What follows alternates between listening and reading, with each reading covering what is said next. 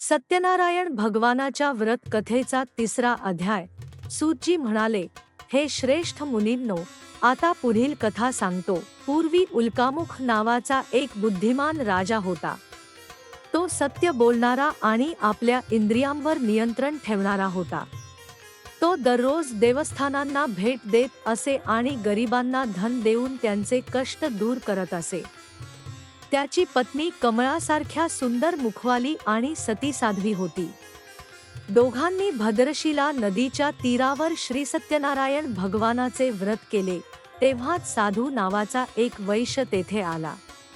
तो मोठा व्यापारी होता आणि त्याच्याकडे बरेच धन होते। राजाला व्रत करताना पाहून तो नम्रतेने विचारू लागला, हे राजन, भक्तिभावाने तुम्ही कोणते व्रत करत आहात?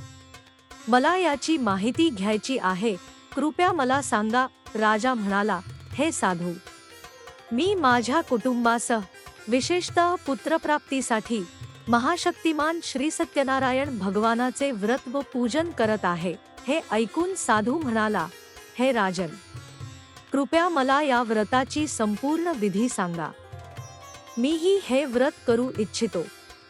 माझीही संतान नाही आणि या व्रताच्या प्रभावाने मला निश्चितपणे पुत्रप्राप्ती होईल। राजाकडून व्रताची संपूर्ण विधी ऐकून व्यापार संपवून तो आपल्या घरी परत गेला।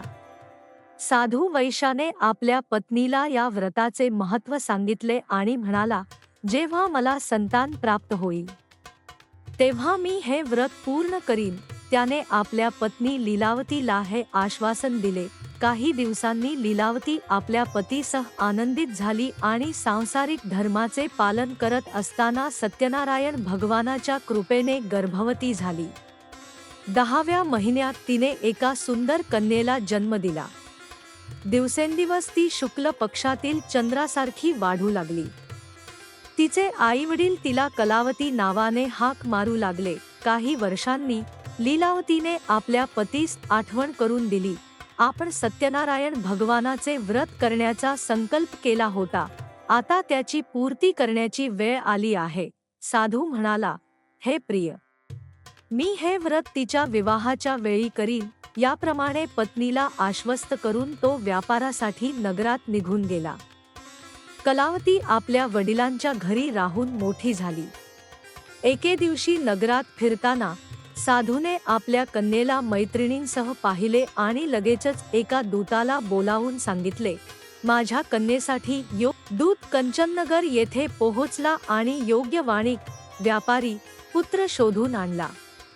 योग्य वर पाहून साधूने आपल्या बंधुबांधवांना बोलावले आणि आपल्या कन्येचे लग्न लावून दिले।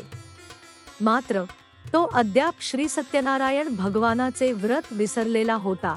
भगवान सत्यनारायण हे पाहून क्रोधित झाले आणि त्यांनी शाप दिला की साधूला मोठा दुःख मिळेल।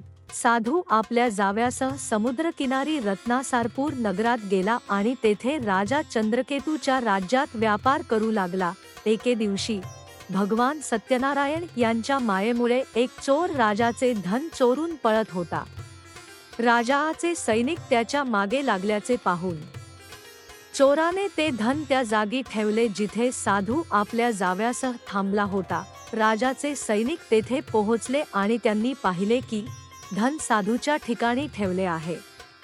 त्यामुळे त्यांनी साधू आणि त्याचा जावई यांना बांधले आणि आनंदाने राजाकडे नेले। हे दोघे चोर आहेत, आम्ही त्यांना पकडले आहे, आता पुढील आज्ञा द्या। राजाच्या आदेशाने त्यांना कठोर कारागृहात टाकण्यात आले आणि त्यांचे संपूर्ण धन जप्त करण्यात आले। दुसरीकडे सत्यनारायण भगवानाच्या शापामुळे साधूच्या पत्नीवरही दुःखाचे पर्वत कोसळले। चोरांनी तिच्या घरातील संपत्ती चोरून नेली। ती शारीरिक मानसिक पीडेमुळे आणि उपासमारीने अतिशय दुःखी झाली। अशा परिस्थितीत कलावती अन्नाच्या शोधात एका ब्राह्मणाच्या घरी गेली। तेथे तिने सत्यनारायण भगवानाचे व्रत होताना पाहिले आणि कथा ऐकली। प्रसाद ग्रहण करून ती घरी परतली। आईने विचारले, हे कन्ये, तू कुठे होतीस? तुझ्या मनात काय आहे?